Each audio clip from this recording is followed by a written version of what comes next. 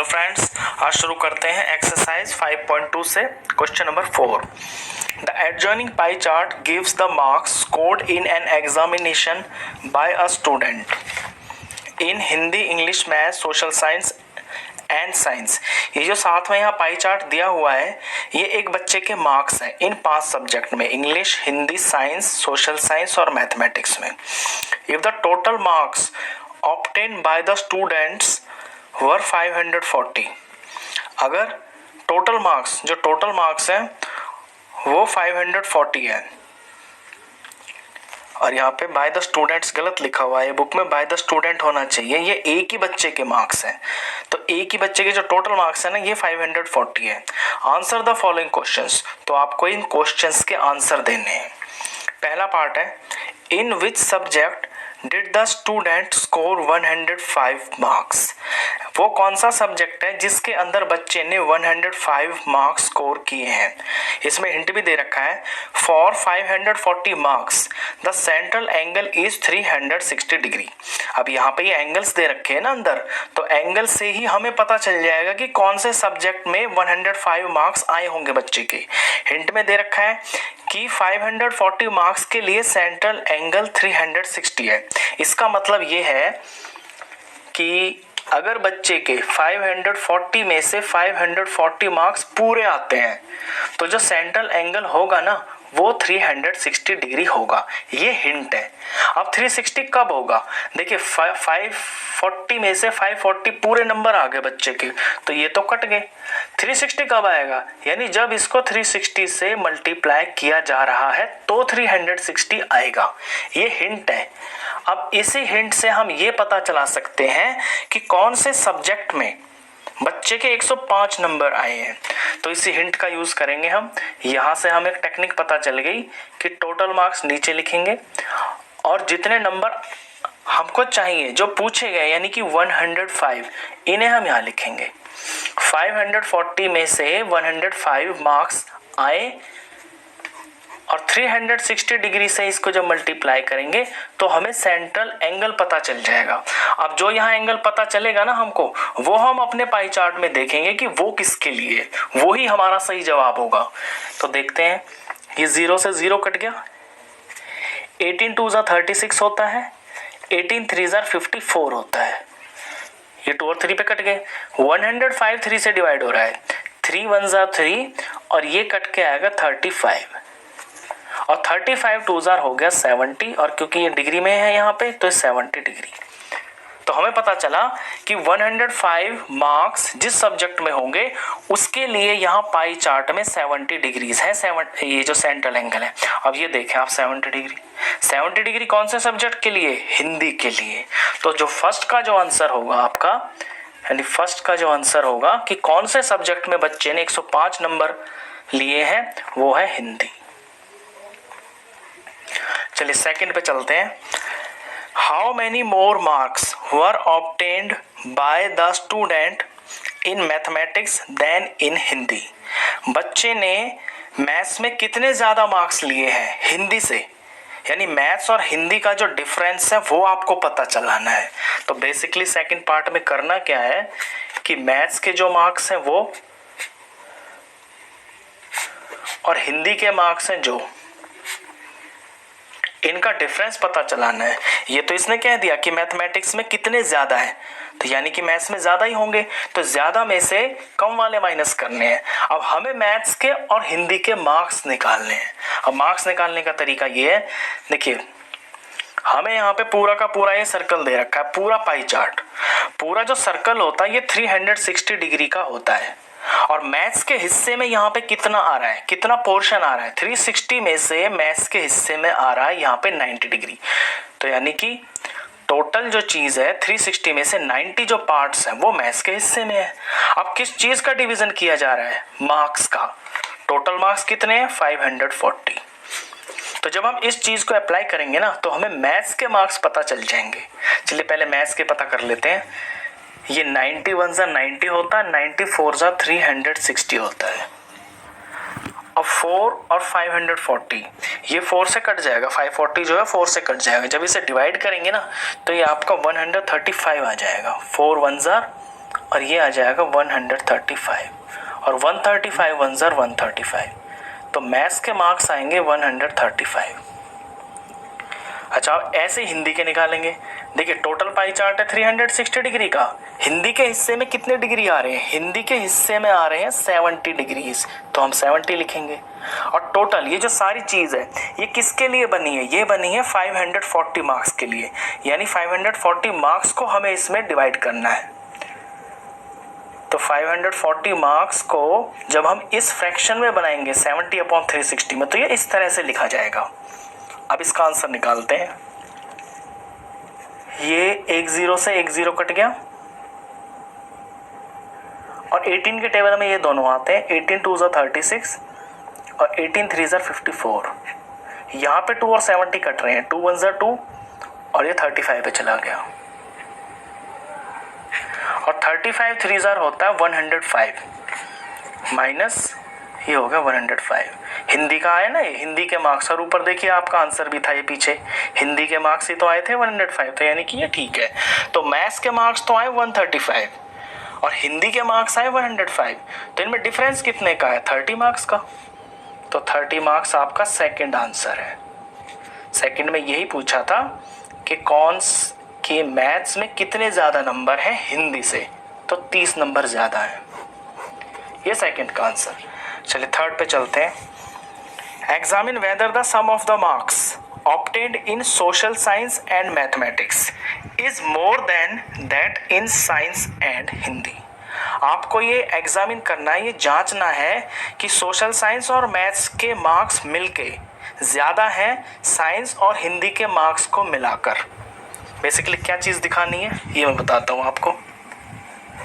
ये कह रहा है कि सोशल साइंस और मैथ्स इन दोनों के मार्क्स मिलके बड़े का मतलब है ज़्यादा है, मोर है, किससे, साइंस और हिंदी के मार्क्स को जोड़कर। यानी सोशल साइंस और मैथ्स के नंबरों को अगर जोड़ दें तो वो ज़्यादा आएंगे साइंस और हिंदी के नंबरों को जोड़कर। तो अब चेक करना है, इसमें हिंट दिया हुआ है, बहुत बढ़िया हिंट है ये, just study the central angles. आपको मार्क्स निकालने की ज़रूरत नहीं है बिल्कुल भी, सिर्फ सेंट्रल एंगल से ही आपको पता चल जाएगा। चलिए कैसे पता चलेगा, देखिए सोशल साइंस के लिए सेंट्रल एंगल कितना है 65 प्लस मैथ्स के लिए सेंट्रल एंगल कितना है 90। इनका सम करते हैं, इनका सम किया तो ये आया 155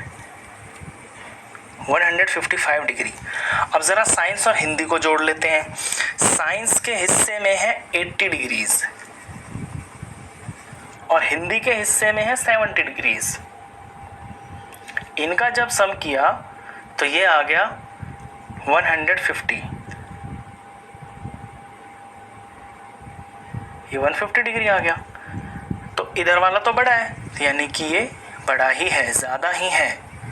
अब ऐसा क्यों है, देखिए टोटल जो पार्ट है ये 360 का है, हमें सेंट्रल एंगल से ही मार्क्स का सम पता चल जाएगा कि मार्क्स किनके ज़्यादा है, क्योंकि अगर 360 में से 155 डिग्री इनके हिस्से में आ रहा है और इसके हिस्से में सिर्फ 150 डिग्री आ रहा है, तो हिस्सा ही तो है ये, तो जिसका पार्ट जिसका एंगल ज़्यादा होगा उसके मार्क्स भी ज़्यादा होंगे। तो इसलिए बुक वाला बिल्कुल ठीक कह रहा है, ये जो चीज़ हमें दिखाई है ये बिल्कुल सही प्रूफ होती है कि साइंस और मैथ्स के मार्क्स मिलके साइंस और हिंदी के मार्क्स से मिलके मतलब ज़्यादा ही हैं। 5.2 से question number 5, the number of students in a hostel speaking different languages is given below. आपको क्वेश्चन में दिया हुआ है कि किसी हॉस्टल के अंदर कितने बच्चे कौन सी लैंग्वेज बोलते हैं। Display the data in a pie chart. ये जो डाटा दिया हुआ है इसको आपको एक पाई चार्ट में दिखाना है।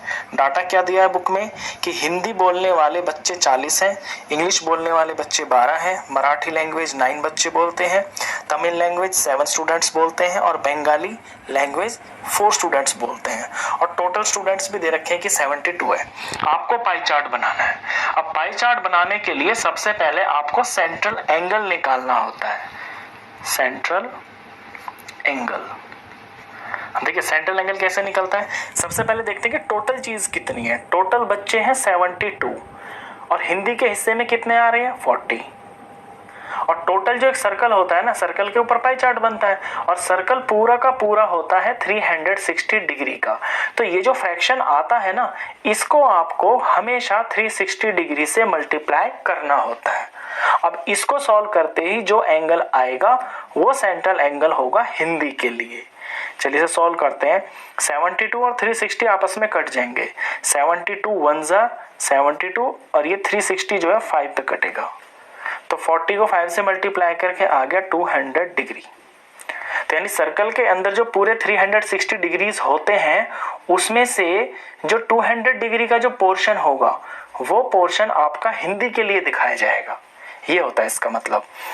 अब इंग्लिश का सेंट्रल एंगल निकालते हैं। तो इंग्लिश में टोटल तो बच्चे 72 है, इंग्लिश कितने बोलते हैं 12, तो 12 लिख दिए। अब मल्टीप्लाई करेंगे 360 डिग्री से, तो इसको सॉल्व करेंगे तो ये 72 1 जार और ये 72 5 जार 360 होता है।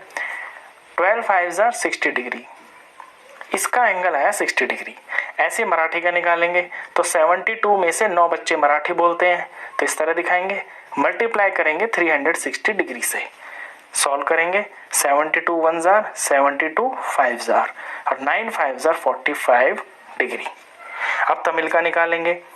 72 में से 7 बच्चे तमिल बोलते हैं, मल्टीप्लाई करेंगे 360 डिग्री से, तो 72 1 jar 72 5 jar 7 5 jar 35 degree. Bengali का निकालेंगे। 72 में से 4 बच्चे बंगाली लैंग्वेज बोलते हैं, तो मल्टीप्लाई करेंगे 360 डिग्री से, तो ये 72 1 जार 72 5 जार 360 और 4 5 जार 20 डिग्री।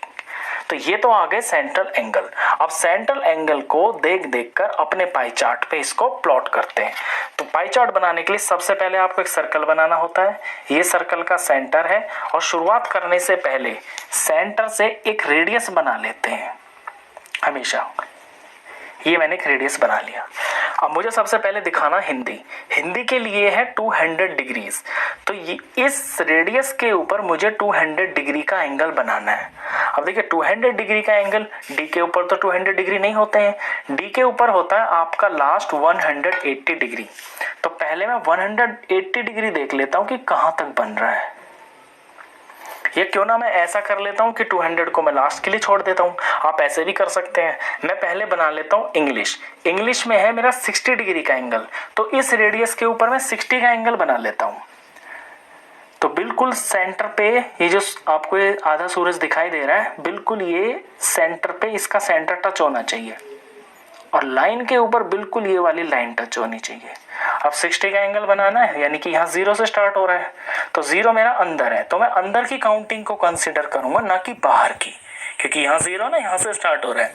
तो 60 मेरा यहाँ पे आ रहा है, ये हुआ 60। अब इससे सेंटर को बिल्कुल स्केल रख के बिल्कुल स्ट्रेट में ज्वाइन कर दूंगा अंदर का पार्ट ऐसे। तो ये 60 डिग्री है और 60 डिग्री किसके हिस्से में आया है, ये आया है इंग्लिश के हिस्से में। तो इस पोर्शन में मैं लिख दूंगा इंग्लिश। ठीक है, इंग्लिश के बाद में बना देता हूँ मराठी है 45 डिग्री।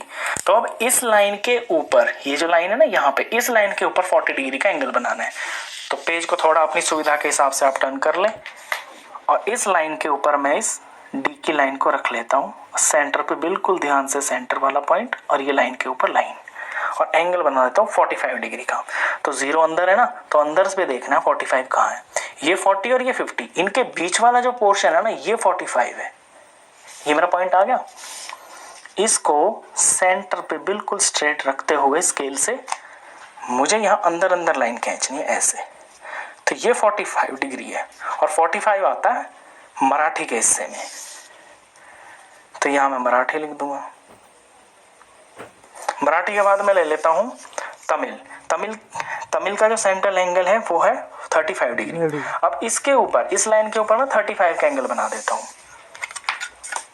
तो इस लाइन के ऊपर मुझे बिल्कुल सेंटर पे सेंटर रखना है, लाइन के ऊपर बिल्कुल लाइन होनी चाहिए और एंगल बनाना है 35 का। तो ये हुआ 0 10 20 30 और ये 30 और 40 के बीच में जो ये लाइन आ रही है ना इस तरफ, यहाँ पे ये 35 बनाएगा, क्योंकि 30 से आगे 35 ही तो होता है। ये एंगल आई होप आपको बनाने आते होंगे डी के ऊपर। तो ये जो पोर्शन है ये 35 डिग्री का है।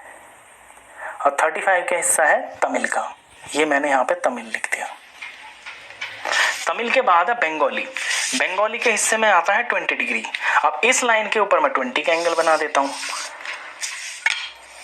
तो बिल्कुल सेंटर के ऊपर सेंटर रखना है, लाइन के ऊपर बिल्कुल लाइन रखनी है, और 20 का एंगल बनाने के लिए ये मेरा 0, ये 10 और ये 20, और 20 के सामने बिल्कुल ये स्ट्रेट पॉइंट, और इस पॉइंट से और इस सेंटर के पॉइंट पे होते हुए ये थोड़ा सा मेरे से यहाँ से हिल गया है, आप इसमें बिल्कुल ध्यान रखना, पेंसिल से बनाना ताकि आप मिटा के दोबारा भी बना सकें। बिल्कुल सेंटर से ऐसे टच होना चाहिए। अच्छा, इस लाइन को नहीं जोड़ना है, ये सिर्फ सर्कल वाले पोर्शन से लेके सेंटर तक जोड़ना है ऐसे। तो ये जो पोर्शन आया ना छोटा सा, ये 20 डिग्री है, और 20 डिग्री आया है बंगाली के हिस्से में, तो ये बंगाली। अब मैंने जो सबसे शुरू में था ना हिंदी, उसको नहीं बनाया क्योंकि 200 डिग्री का एंगल बनाना जो ना आसान नहीं होता। अब बाकी के तो मैंने चारों बना दिए, मैंने इंग्लिश बना दिया, मराठी बना दिया, तमिल बना दिया, बंगाली बना दिया। अब ये जो पोर्शन बचा है ना, ये सारा, ये लास्ट ही तो बच गया, और मेरी एक ही चीज बच गई, कौन? हिंदी। तो इतना ये जो सारा पोर्शन है ये हिंदी के लिए है। लास्ट में तो जो बचता है वो उतना ही बचेगा जो यहाँ पे है, तो ये हिंदी का पोर्शन हो गया। इस तरह से ये पाई चार्ट बनता है। तो आई होप आपको क्वेश्चन अच्छे से आया होगा समझ में। तो इस वीडियो में बस इतना ही, नेक्स्ट क्वेश्चंस के लिए मिलते हैं फिर नेक्स्ट वीडियो में, तब तक के लिए